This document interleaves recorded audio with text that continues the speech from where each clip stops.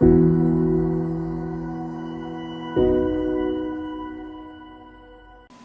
baik. Masih di playlist tutorial widget for Flutter. Kali ini kita lanjutkan tentang bagian inputnya. Untuk input kali ini, kita akan tambahkan aksi validator.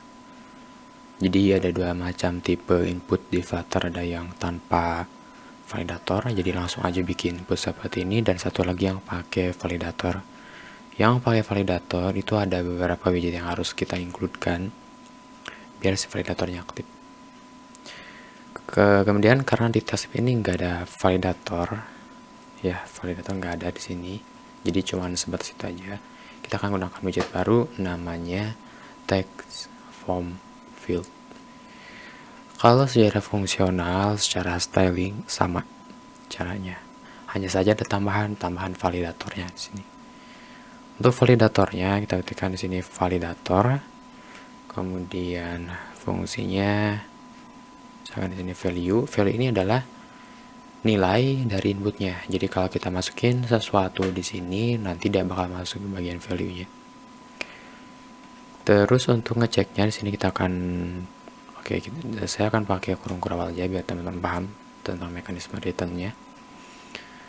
Kita akan cek kalau misalkan jika value-nya ini inputnya sama dengan kutip kosong, maka kita akan returnkan text error, tidak boleh kosong. Terus kalau kalau value-nya ada datanya, ya berarti kita nggak nge-return apa-apa, atau else-nya itu return null. Nah, seperti ini. Nah, kemudian return null ini meskipun kita nggak tulisin juga, ini aktif sendiri gitu. Karena di sini kita cuma ngecek satu aja value-nya. Kalau strip kosong, tampilkan tidak boleh kosong gitu. Oke, kemudian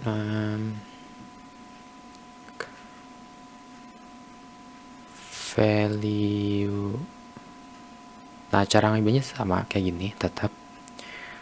Ini masih kosong datanya, kalau kita klik masih bisa ke print. Nah, untuk cara ngupdate validatornya kita mesti melalui key dari widget form. Nah, terus semua inputnya ini nanti harus dibungkus menggunakan widget form tersebut. Kalau misalkan kita punya dua input seperti ini, dan kedua input ini pengen kita aktifkan validatornya, maka si kedua input ini harus dibungkus dengan parentnya itu adalah widget form gitu. Jadi nggak bisa kalau kita ini di wrap kayak gini, misalkan widget form terus yang ini dibungkus lagi widget form, nggak bisa kayak gitu. Jadi harus dua-duanya dalam lingkup yang sama, karena di sini kita pengen karena dua input ini masih dalam satu kelompok yang sama gitu, sehingga pengecekannya sekali. Kalau dibungkus form yang beda berarti pengecekannya ada dua, dan variabel pengecekannya nanti harus dibikin dua juga, atau key-nya itu. Oke, langsung aja di sini kita bikin key-nya dulu untuk formnya. Kita namakan form key sama dengan global key. Kemudian kita arahkan untuk state formnya atau state inputnya. Sekarang kita lihat pembungkus dari input ini kita hapus lagi ya. Ada list view. Nah, sekarang list view-nya inilah yang akan kita bungkus jadi form. Terus kita panggil key-nya di sini yang form key ini.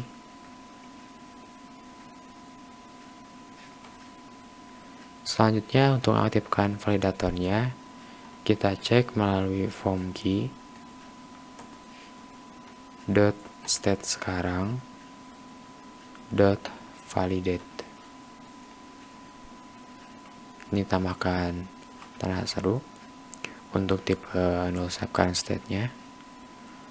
Nah, kemudian di sini baru kita eksekusi. Kalau misalkan tervalidasi, jadi enggak kosong nilainya, enggak string kosong, maka kita akan print. Tapi kalau tidak, kita nggak perlu pakai else di sini, soalnya nanti bakal otomatis muncul text errornya.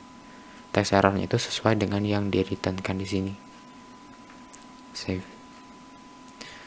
Kalau kita isi print aman, tapi kalau ini kita hapus kosongkan, terus kita print, maka error tidak boleh kosong.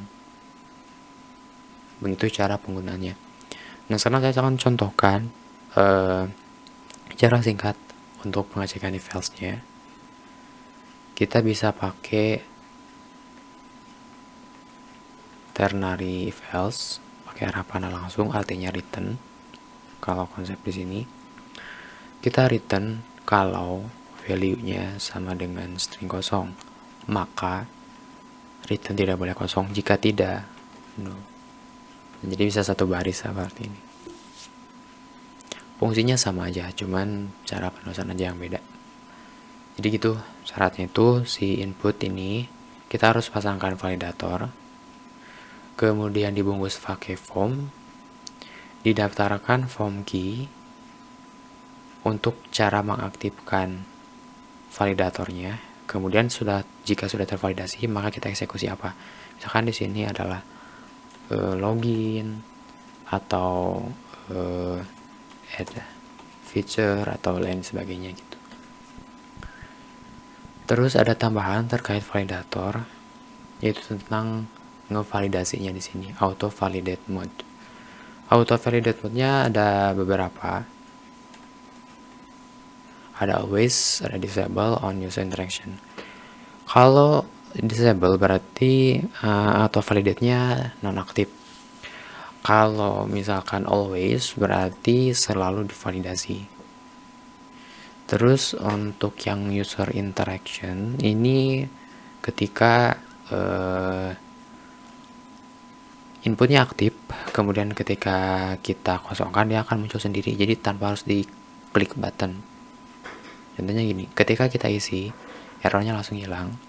Kalau kita hapus, langsung muncul lagi, itu yang on user interaction. Tapi kalau kita jadikan disable,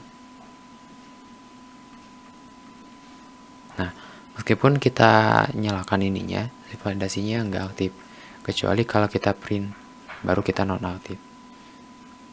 Dan biasanya yang sering dipakai itu, kalau saya biasanya pakai ini on user interaction.